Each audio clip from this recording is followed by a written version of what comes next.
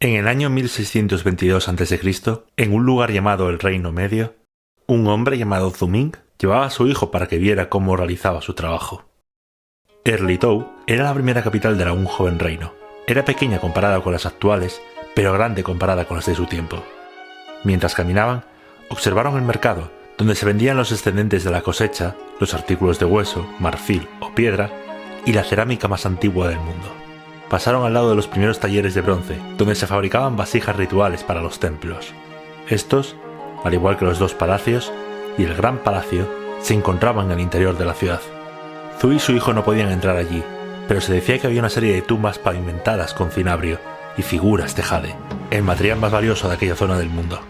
Una vez en las obras del muro de 2 metros de grosor del tercer palacio, hechos de tierra prensada, su hijo le preguntó mientras trabajaba si era verdad que la gente dentro del palacio tenía mucho jade. Le contestó que mucho, ahora demasiado. ¿Y por qué?, le preguntó, haciendo que el trabajador le atendiera. ¿Alguna vez te he contado cómo surgió nuestro reino?, preguntó. Y el niño negó con la cabeza. Bien, según quien cuentes, te contará una historia diferente, como la de Pangu. Pero lo que yo te voy a contar es la más antigua. Después de la creación, y antes de nuestro tiempo, había una era llamada la de los 3 Huang y los 5 Di. El primer Di fue Huang Di, el emperador amarillo, el más grande de ellos. Después de su reinado, vinieron los otros Di. Todos estuvieron envueltos en conflictos entre ellos, pero a través de su conocimiento nos legaron el té, la seda e incluso lo necesario para construir. Todos ellos vivieron más de 100 años y con un gran bienestar hasta llegar al penúltimo de ellos. En los tiempos del emperador Yao sucedió una catástrofe. El río amarillo se empezó a desbordar, destrozando las aldeas cercanas a su ribera. Si no se hacía nada, todas las tribus morirían de hambre. El emperador Yao, descendiente de Huang Di, ordenó construir unos diques a Gun del clan Xia. En aquella época, las tribus como la Xia estaban en constante guerra, y ni siquiera esta catástrofe y ese mal que nos afectaba a todos conseguía parar los conflictos. Aún así, aceptaron la orden del emperador. Gun, junto a su tribu, empezaron a construir una serie de diques para desviar el agua y que ésta no se desbordara y destruyera la tierra. Trabajó día y noche. Todo el clan Xia le apoyó con los materiales y sus propias manos.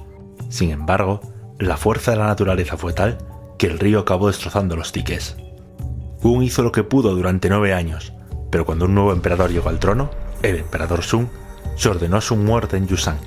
Había fracasado y el clan Xia había quedado avergonzado por no acabar con la tarea impuesta. Pero matar a Gun no acabó con el problema, y las inundaciones siguieron destrozándolo todo y privando de alimentos a los más necesitados. Aquello podría haber sido el final del legado de Huang Di y del Reino Medio. Entonces, el emperador Sun ordenó a Yu, descendiente de Gun y nuevo líder del clan Xia tras la ejecución de su padre, construir los fuertes diques que no había podido hacer.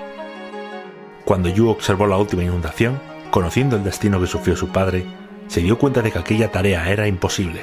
Una sola persona, ni siquiera una sola tribu o pueblo de la tierra, podría enfrentarse a un río o a la naturaleza misma. Solo había una forma, una que no se había intentado. Yu habló con el resto de tribus, convenciéndolas de que aquel mal no solo era una responsabilidad del clan Xia, sino de todas las tribus, y de que solo juntas podrían vencer al río. Debían aparcar sus diferencias si querían sobrevivir. Las tribus y los clanes empezaron a seguirle, dándose cuenta con cada inundación de la razón en sus palabras. Hasta entonces, nunca habían visto el poder que tenían si estaban juntas. Ahora, bajo las órdenes de Yu, no solo podían vencer al agua, sino que podían conducirlo hasta el mar de forma segura. La perseverancia de Yu, su total dedicación a esa causa con estudio, preparación y fuerza, inspiró a las tribus a seguirlo, incluyendo a sus enemigos, porque si él podía, ¿por qué ellos no? Por supuesto, el agua no les dio tregua, ni quería ser derrotada por los hombres. Muchos perdieron la vida, pero Yu continuó, y el resto con él. La batalla para construir aquellos diques duró días, meses, hasta que después de 13 años, el río acabó en el mar.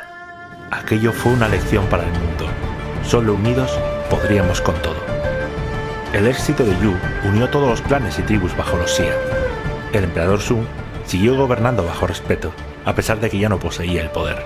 Mandó a Yu a combatir contra las tribus rebeldes, lo que solo hizo que los Xia consiguieran más poder. Cuando Su envejeció, designó a Yu como sucesor al trono, y una vez muerto, se convirtió en el primer rey de la dinastía Xia, en Yu el Grande. El niño pensó en lo que había dicho su padre e imaginó a aquel hombre capaz de vencer a los ríos y de unir a la gente. Era su héroe. El niño le había engañado. Ya conocía la historia de Yu el Grande, solo que le gustaba oírla siempre de su padre. Solo que esta vez, Zhou no acabó allí.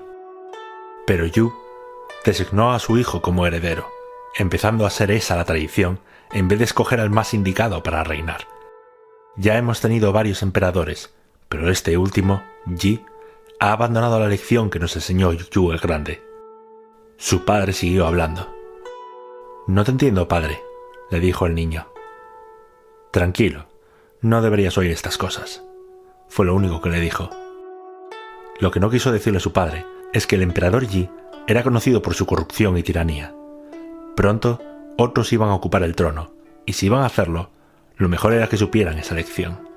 El muro que estaba construyendo Zhu Ming era para proteger la ciudad de la facción rebelde. Un muro significaba que el rey había fracasado, que el mensaje de Yu el Grande se había olvidado.